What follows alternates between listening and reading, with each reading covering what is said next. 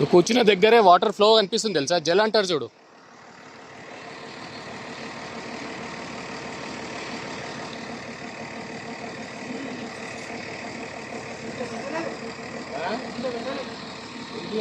Tap ఇప్పితే water వస్తుంది, అట్లా వస్తుంది.